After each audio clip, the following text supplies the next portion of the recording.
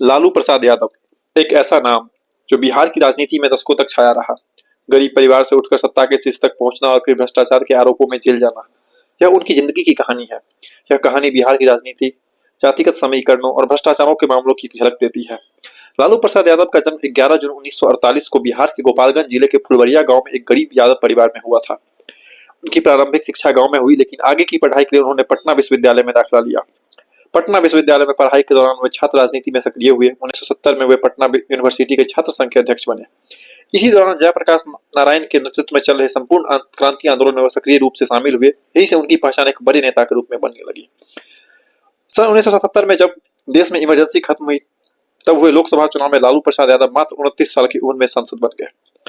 यह उनकी राजनीतिक यात्रा का एक महत्वपूर्ण पड़ाव था। सन 1980 और सन 1985 में वे बिहार विधानसभा के सदस्य के रूप में चुने गए। धीरे धीरे वो बिहार में पिछड़ी जातियों के एक बड़े नेता बनकर उभरे। 1990 का दशक बिहार की राजनीति में सामाजिक न्याय की लहर लेकर आया। इस लहर के नेता बने लालू प्रसाद यादव। 1990 में बिहार विधानसभा चुनाव हुए, जिसमें जनता दल को जीत मिली। लालू यादव ने अपनी करिश्माई व्यक्तित्व और पिछड़ी जातियों के समर्थन से मुख्यमंत्री पद की कुर्सी हासिल कर ली थी।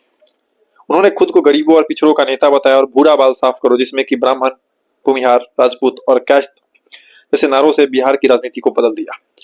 उनके शासनकाल में यादवों और पिछड़ी जातियों का दबदबा बढ़ा, लेकिन बिहार में अपराध और भ्रष्टाचार भी अपने चरम पर पहुंच गया। सन 1996 में बिहार में एक बड़े घोटाले का पर्दाफाश हुआ, जिसे चारा घोटाला, फूड स्कैम कहा जाता है। इसमें करोड़ों रुपए सरकारी खजाने से फर्जी बिल के जरिए निकाल लिए गए थे। यह पैसा पशुओं के चारे के लिए दिया जाना था, लेकिन इसमें बड़े स्तर पर भ्रष्टाचार हुआ। जांच में लालू प्रसाद यादव का नाम आया और 1997 में जब उनके खिलाफ केस दर्ज हुआ, तो उन्होंने मुख्यमंत्री पद से इस्तीफा दे दिया और अपनी पत्नी राबड़ी देवी को मुख्यमंत्री बना दिया। इसके बाद लालू प्रसाद यादव ने राष्ट्रीय जनता दल आरजेडी नाम से अपनी पार्टी बना ली और बिहार की राजनीति में अपना वर्चस्व बनाए रखा। चारा घोटाला में सीबीआई में लालू प्रसाद यादव के खिलाफ कुछ मामले दर्ज हुए, जिसमें कि पहली बार उन्हें 1997 में जेल जाना पड़ा।